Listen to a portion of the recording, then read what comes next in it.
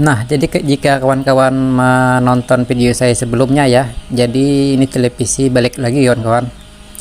Jadi televisi ini balik lagi dan rusak lagi, nggak nyampe seminggu ya, rusak lagi, dan saya analisa ternyata tegangannya drop. Nah, tegangan drop ya. Jadi ini kerusakannya ada di beberapa komponen ya kawan-kawan. Ini adalah trim pot untuk mengatur warna ya, warna gambar. Kemudian ada elko, sebagian ada elko B+ ya yang kena dampak, dan semua itu saya teliti ya, sudah saya analisa. Itu ternyata pemasangan kipas pendingin kemarin yang kita lakukan itu mengakibatkan kerusakan ya, kerusakan yang mana itu tegangannya drop, sehingga bisa membuat beberapa komponen rusak ya, termasuk IC atau transistor horizontal, karena dia bebannya diikutkan di flyback ini ya. Jadi sah-sah saja ya untuk memasang kipas pendingin itu pada flyback, dan ternyata untuk flyback yang sudah berumur ya, yang usianya sudah lama, itu saya rasa tidak usah mengikuti flyback. Nah, jadi ini contoh pengetesan ya, atau pengukuran dengan apo analog seperti ini ya kawan-kawan. Dia akan ketahuan yang rusak dan yang bagus. Dan ini yang rusak ya. Yang rusak itu jarumnya turun naiknya konstan ya, atau kontan secara langsung. Nah, ini untuk yang bagus, dia jarumnya itu turunnya perlahan ya, ada jeda sedikit. Kawan-kawan bisa perhatikan ya untuk analognya, dan itu dikali 1 ya, bisa kali 10 bisa juga. Nah, ini contoh yang rusak ya, kawan-kawan bisa lihat jarumnya seperti apa. Nah, dia langsung naik dan turun lagi ya, itu tandanya sudah mengalami kerusakan ya pada elko B+ ini. Jadi intinya untuk pemasangan kipas pendingin ya kawan-kawan, lebih baik itu jika flybacknya sudah lama, sudah berumur, itu lebih baik tidak usah ikut flyback ya.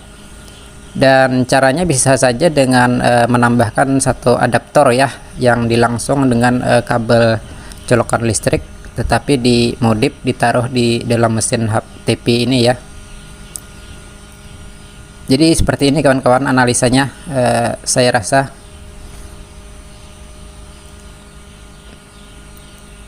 Dan ini sudah bagus lagi ya, setelah diganti elko, kemudian trim pot dan transistor horizontal. Dan untuk lampu ini juga nyalanya sudah terang ya. Awalnya itu redup kawan-kawan, lampu ini redup sekali, padahal ini cuma 30 watt. Dan ini sudah normal kembali setelah pergantian beberapa komponen ini.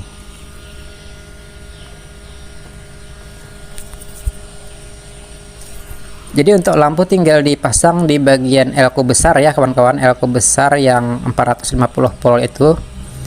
Taruh saja kabelnya di 2 kutub itu ya, positif dan negatif. Dan ini kemudian kebetulan untuk yang kabel merahnya itu ada di atas ya, lewat atas, jadi tidak kelihatan di bawah.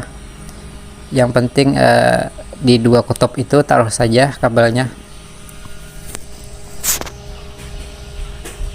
Nah, di sini ya.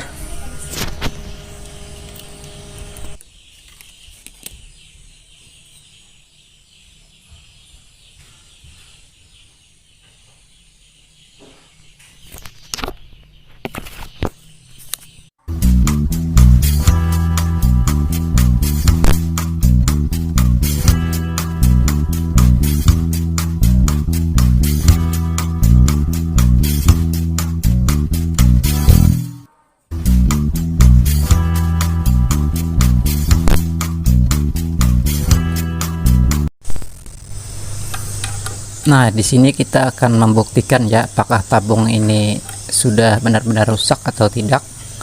Kita bisa mengetahui lewat jalur pin dari RGB ini ya kawan-kawan. Di sini ada 3 pin yang berhubungan dengan warna ya, yaitu R, G, dan B. Red, green, and blue. Oke, di sini akan kita lepas dulu ya, atau disconnect-kan. Kita putus dulu jalurnya seperti ini dengan penyedot timah ya. Kita pastikan benar-benar terputus koneksinya antara 3 pin ini, yaitu biru, hijau, dan merah ya. Nah, setelah kita putuskan, kita coba hidupkan televisinya, apakah bisa nyala atau tidak, seperti apa hasilnya. Oke. Ya, dan ini ternyata tidak nyala ya kawan-kawan. Artinya tabung CRT ini masih berfungsi ya, tetapi untuk kesehatannya berapa persen kita tidak tahu. Yang jelas dia masih berfungsi, bisa masih menyalakan televisi ya. Jadi seperti itu untuk mengetahuinya. Tetapi jika tabung ini benar-benar rusak, dia akan nyala ya kawan-kawan, tetapi nyalanya itu tidak beraturan, tidak jelas warnanya, artinya abstrak gitu. Itu jika dia tabungnya rusak. Jadi kalau dia masih bagus, itu memang nggak nyala ya, memang nggak nyala sama sekali, karena pin dari RGB nya kita putus seperti ini. Dan kita pasang lagi ya, ini untuk pinnya. Jadi agak ribet juga ya untuk televisi ini. Kemarin sudah bisa hidup, ternyata balik lagi ke saya, yaitu gara-gara dampak dari pemasangan pendingin membebankan pada playback ya. Sedangkan playbacknya kita lihat sudah berumur tua dan sudah tidak fit lagi, dan ternyata itu mempengaruhi ke tegangan ya. Tegangan itu drop semua, kemudian untuk transistor vertikal, horizontal itu panas semua ya kawan-kawan. Oke, tinggal kita pasang lagi.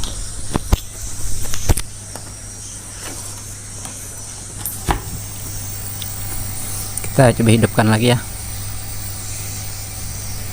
Setelah kita pasang, ternyata dia sudah bisa hidup, sudah bisa nyala seperti ini ya. Nah, jadi ini tulisannya itu blur ya, atau tidak jelas.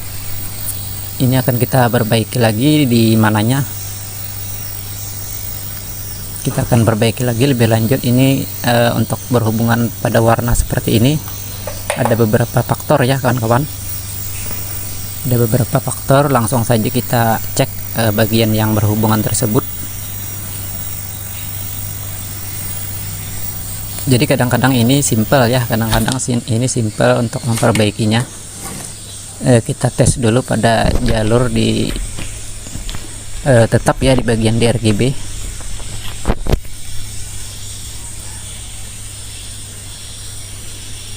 Nah, ini ada transistor ya, ada 3 biji. Itu juga mempengaruhi dari warna ya, karena setiap transistor yang 3 itu adalah mewakili dari 3 pin RGB tadi ya, red, green, dan blue.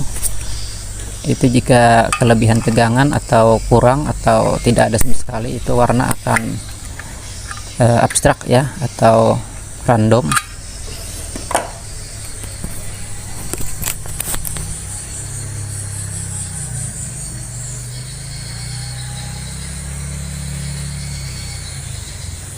Nah, jadi ini saya tes lagi ya dengan menggunakan kabel dari TV kabel ya. Dan ini suaranya keluar kawan-kawan, keluar suara, artinya untuk tuner itu sebenarnya bekerja.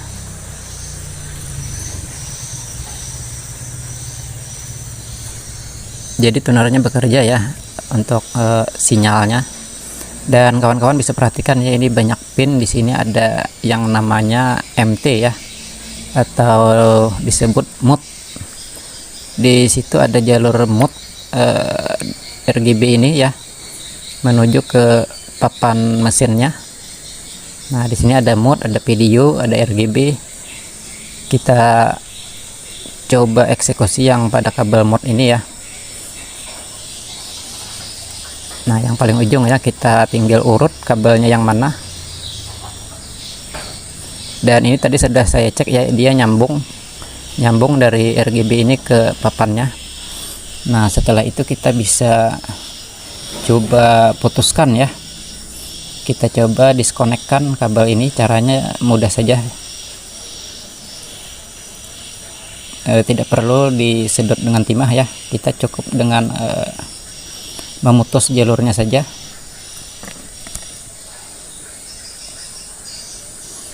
Dan MT ini atau mode ini berpengaruh juga ya kepada gambar tersebut. Dari hasil gambar yang ditampilkan itu cukup berpengaruh juga. Dan ini yang terakhir ya kawan-kawan, setelah saya lakukan tes tegangan seperti RGB yang mana-mana itu, ini yang terakhir ya, kita putuskan seperti ini. Oke, ini sudah terputus ke jalur papan mesin TV-nya, dan kita akan coba hidupkan.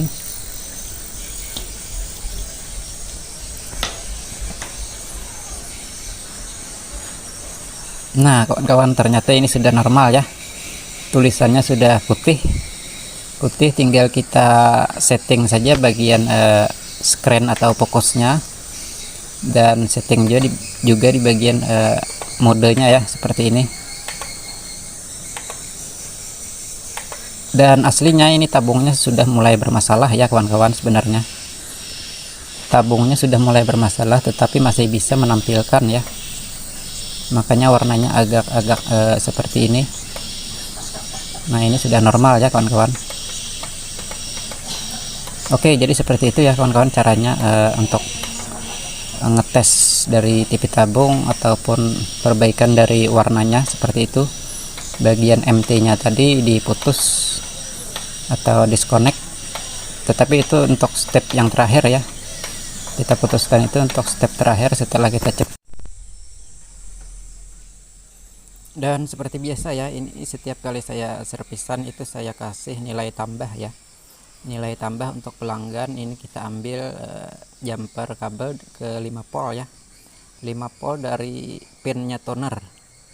Jadi kita ambil kabel untuk jalur 5 volt di tuner ini ya kawan-kawan. Nah seperti ini, jadi ini untuk positifnya. Di sini banyak pinnya ya, ada 33 volt, ada video, audio, dan 5 volt juga. Jadi 5 volt ini kita ambil untuk fungsinya untuk bisa ngecas ya, ngecas handphone. Kebetulan di rumahnya itu banyak anak-anak ya, anak-anak yang remaja itu, siapa tahu dia tidak kebagian cas, dan ini bisa digunakan ya kawan-kawan. Jadi ini kuning ini saya sambung untuk positifnya ya, dan untuk negatifnya itu yang putih itu. Yang putih itu ngambilnya di negatif dari colokan audio ya. Jadi seperti itu. Dan pastinya pelanggan pasti senang ya, karena ini ada nilai lebihnya, nilai tambahnya.